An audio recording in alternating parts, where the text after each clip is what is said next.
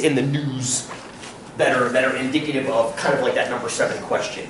The reason I give you guys so many assessments, the reason I have you've turned in almost 6 or 7 quizzes by now, plus a project, plus 2 parts of this exam. You're probably thinking to yourself, oh God, I can see why he drinks coffee so much. But the reason is because I'm watching. I grade them 1 question at a time. Emily does the quizzes, but I'm looking at every one of those questions you guys turn in 1 question at a time, and I watch for trends in answers. Somebody always gets each question wrong. Nobody's ever aced an entire set of questions across the board. But when I see something like that one, where 40% of you are goofing up on something, I'm like, we need to reassess the understanding of that idea. So that's where the next quiz will come. I'll put another quiz out there to give you another opportunity to bring the points up and raise your average. Now that we've talked about it and kind of understood it. That makes sense? So I know it seems like a lot of assessments, and it is. I think there's probably more quizzes you've ever done in a math class before. We're only halfway done. But there's a reason for that. There's a reason I'm freakishly putting 2 and 3 quizzes out per week sometimes. There's a reason. Okay? How we doing? You okay? Woohoo! There's a woohoo over here. Good. There's a woohoo. When's the last time you went woohoo? IQ? Great movie? IQ? No? Alright. Okay, so I'll get you out of classes. It's a great movie. Walter Matthau is Albert Einstein. Come on! Alright, so what questions do we have, if any, on p-values? I asked you to look at this as well. Anything in here give you grief from the p-values? It was pretty much just interpreting the value of the p-values from research articles. There's a few mixed in there as well. Oh, that reminds me of something. Anything in there give you grief? What we got? Please, Rosie. No, I was just gonna say I'm looking with she stepped up. She doesn't take the test. She's sick. Oh. So I was just. Oh, that's good. Oh, thank her for doing that. I try not to give too much away. I appreciate it. I forgot. I told her to be scared when I said people that got zeros on the exam should drop the class. I wasn't talking about her. So people that didn't talk to me about not being there for the exam should drop the class. I wasn't talking about you, my friend. I was not talking about you when I said drop the class because you got a 0. You were sick. Hopefully you didn't take it that way. Are you feeling better? Oh, dude. If you need rest, go home and get some sleep. All right. Don't suffer through my bad jokes at 15 in the morning.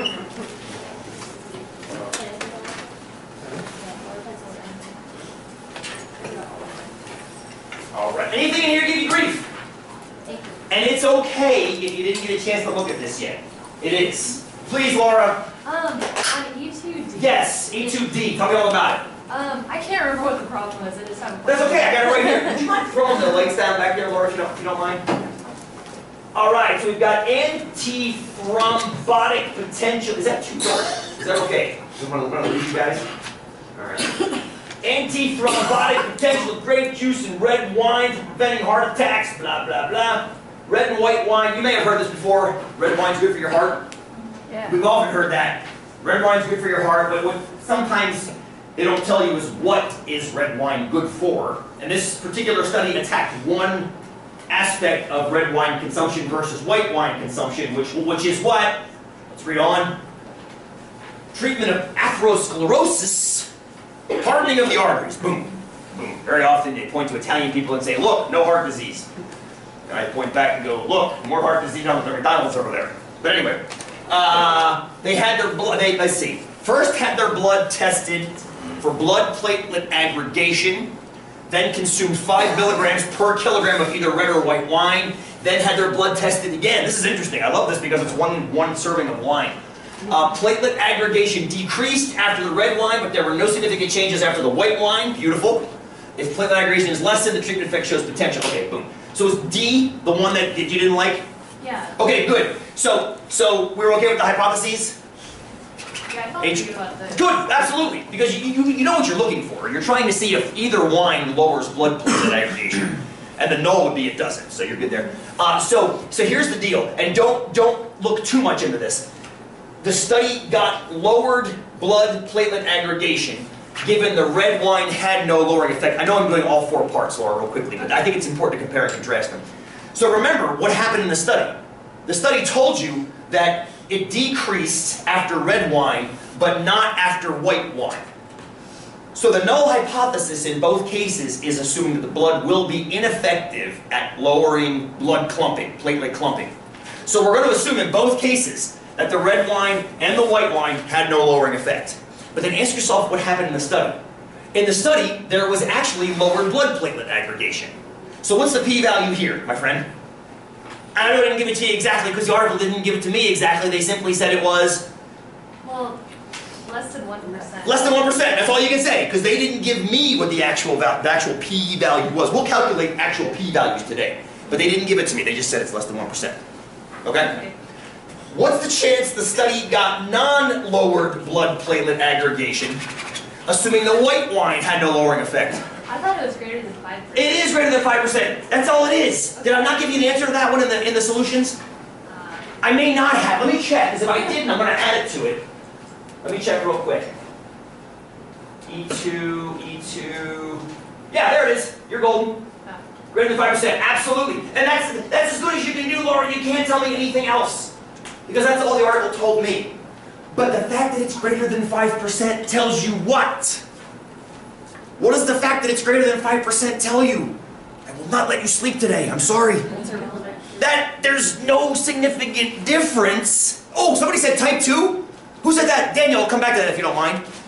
That there's an irrelevantly, immeasurably, non-statistically significant difference between the platelet aggregation with or without white wine. In other words, drink all the white wine you, well actually don't. Drink a serving of white wine at 5 milligrams per kilogram, but it's not going to change your blood platelet aggregation at all. Over 5% means you're still within the curve of normal, null with or without the white wine.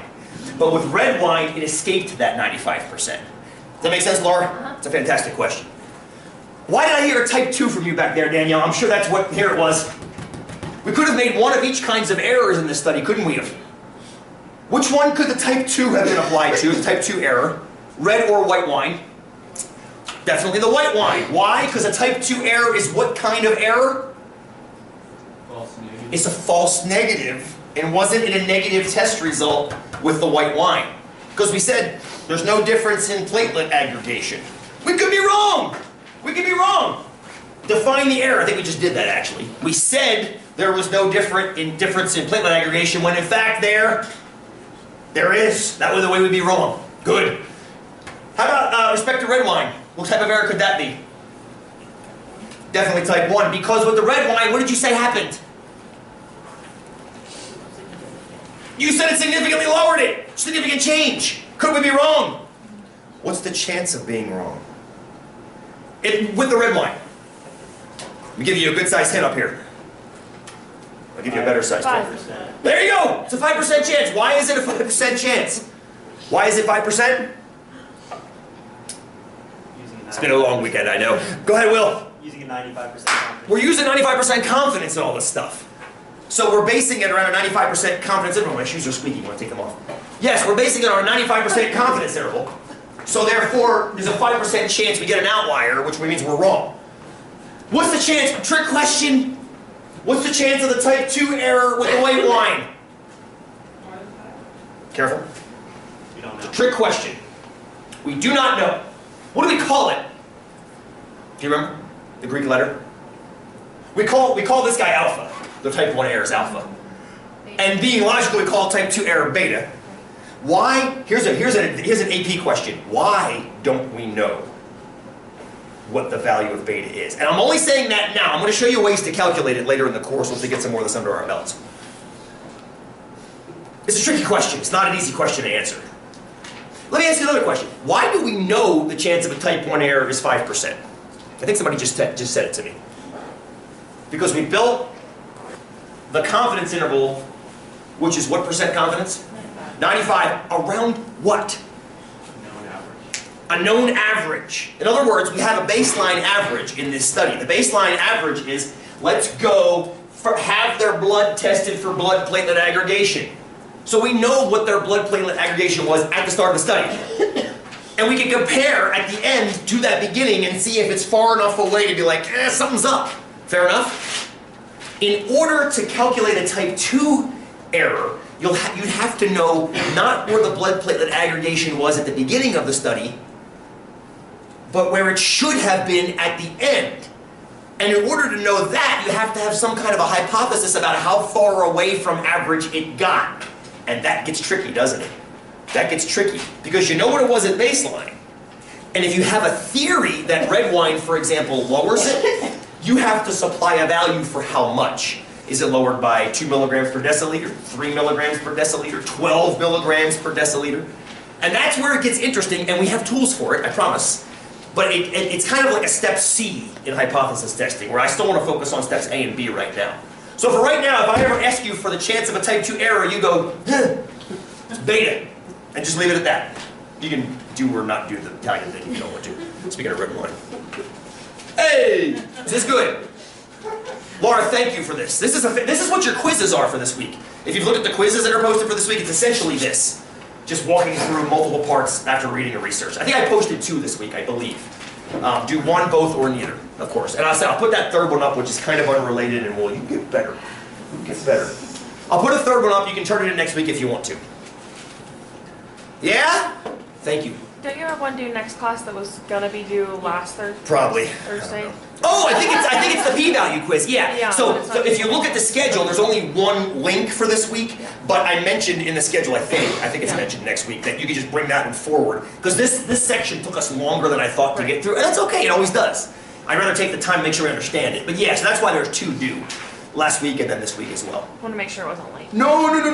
I'm sorry about that too. It's just this happens sometimes. We're in the middle of talking about something. It takes longer than I think, which I like. I like the fact that things take longer because it means you guys are asking questions and giving me faces that let me know we need to talk about something more. So, cool. How we feel? I mean, it's Tuesday morning. It's 26 degrees outside. It's nice and cozy in this room, huh? Nice.